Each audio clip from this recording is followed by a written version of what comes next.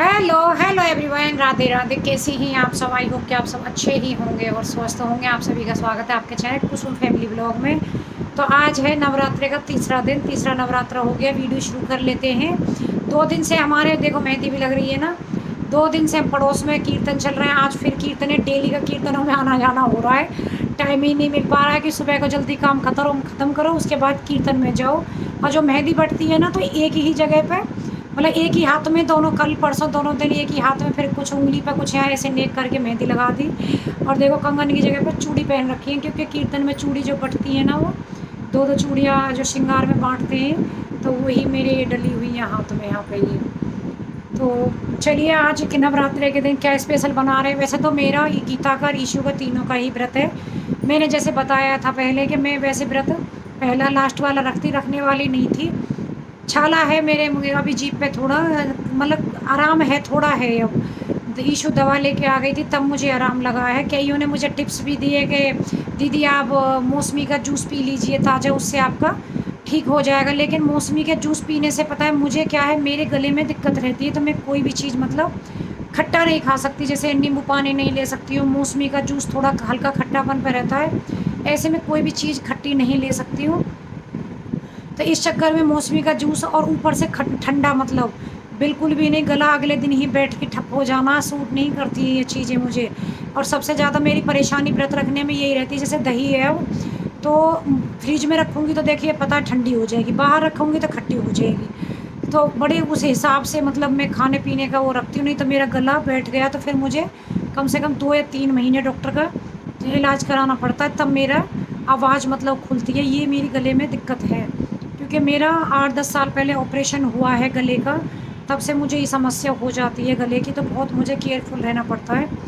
तो यहाँ पे मैंने फिर व्रत रख लिया। मतलब पहले मुझे ये लग रहा था, कल जब दूसरे नवरात्रे में सुबह को जब ईशु ने मुझे पहले नवरात्रे वाले दिन ही टैबलेट ला के दे दी थी, तो उससे थोड़ा सा मुझे आराम लगा। मतलब गले में, जैसे जीभ पे तो अभी है लेकिन गले में आराम है। पहले मुझे कोई भी चीज़ सटकने में दिक्कत हो रही थी। तो गीता ने कहा कि आराम लग गया है तो अब आप रख लो व्रत में, और ईशु तो रख रहे हैं। मैंने कहा अच्छा, लेकिन मुझे ऐसा नहीं है कुछ भूख वगैरह लगना, ऐसा तो कुछ फील हो नहीं रहा। लेकिन हाँ यही था कि पता नहीं ऑयली चीज़ है, क्योंकि ऑपरेशन अभी 2 महीने हुए नहीं है, तो कहीं ऐसा ना हो दिक्कत हो जाए। तो मैं उस हिसाब से हल्का ही ऑयली चीज़ का ले रही हूँ। तो कल मैंने साबूदाने की जैसे सिंपल ही बहुत थोड़े से उसमें खिचड़ी बना ली थी। साबूदाने की जो मूंगफली डाल करके बनाते हैं वही। 1-2 बार आलू हल्के घी में फ्राई कर लेना, क्योंकि ईशु बहुत ज़्यादा ऑयली नहीं ले रही है। लेकिन आज थोड़ा सा सोच रही हूँ बनाने के लिए, देखती हूँ क्या बनाऊँगी, और जो भी बनाऊँगी आपके साथ शेयर करूँगी। क्योंकि 2 दिन का मैं वीडियो शूट नहीं कर पाई जो भी मैंने व्रत में बनाया। क्योंकि एक तो मेरे बिल्कुल जस्ट मेरी ही फ्लोर पे मेरी नेबर है सार का, उन्होंने कीर्तन कराया कल जस्ट बराबर में बिल्डिंग में।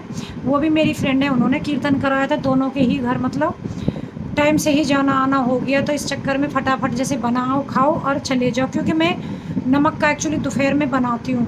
जैसे बहुत लोग शाम को बनाते हैं, मैं दोपहर में अकेली, जैसे मैं और गीता व्रत रहते हैं तो फिर हम शाम को बना लेते हैं। लेकिन ईशु व्रत रहती है तो हम फिर दोपहर में, क्योंकि उसको ये रहता है कि मम्मी दोपहर में खाना दे दो जिससे कि अच्छे से मैं खा लूँ, फिर शाम को तो कुछ भी हल्का फुल्का आप दे दो मुझे, वो चलेगा। तो इस चक्कर में फिर दोपहर को ही मेरे नमक का बनता है, और शाम को तो वो वैसे ही ले लेती, जैसे फ्रूट काट दिया।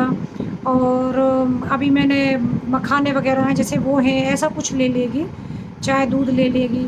लेकिन उसको दोपहर में चाहिए तो मैंने फिर दोपहर में ही बनाती हूँ। तो अब बनाऊँगी, टाइम हो रहा है सुबह के 10 बज गए, सारा काम कंप्लीट हो चुका है। आज फिर से कीर्तन में जाना, कीर्तन है 12 बजे से, उससे पहले मैं बना के रख के जाऊँगी। गीता ये कह रही थी मैं बना दूँगी, मैं चल धनिया की चटनी वगैरह भी बनाऊँगी, क्योंकि धनिया लेकर के आई थी ईशु। मैं कुछ तैयारियाँ मैं कर दूँगी, अगर थोड़ी बचेंगी तो तू बना के ईशु को खिला देना।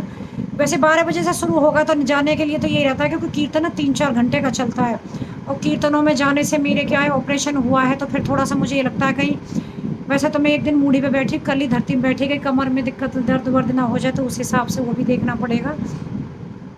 तो यही है, चलिए देख चलती हूँ किचन में चल के बनाती हूँ क्या।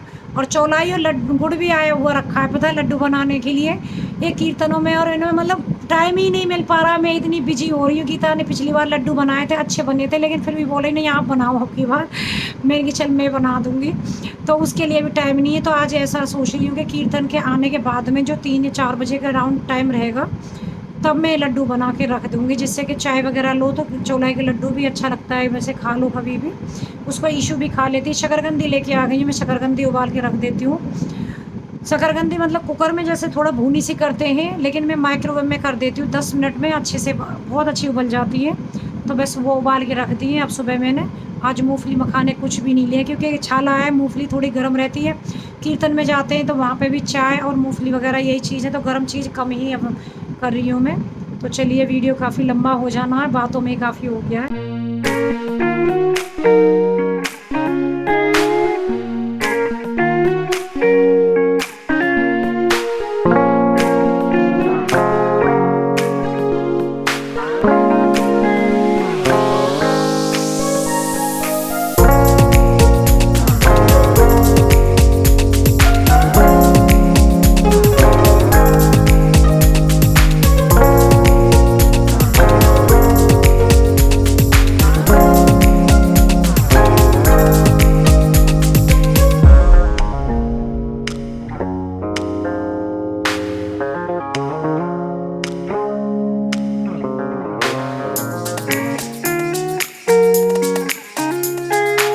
तो देखिए, यहाँ किचन में लगे हैं हम ननंद भाभी दोनों काम करने में। तो मैंने यहाँ आलू की सब्जी बनाई है और कुटू के आटे की बनाऊंगी जो पूड़ियाँ होती हैं, और साथ में पुदीने की चटनी रहेगी और दही रहेगी। आज हमारा व्रत का ये खाना रहेगा, तो उसी की तैयारी कर रही हूँ। गीता साथ में जो बर्तन वगैरह बच्चों को खाना पीना दिया है उन्हें तैयार करके मतलब साफ़ करके रख रही है।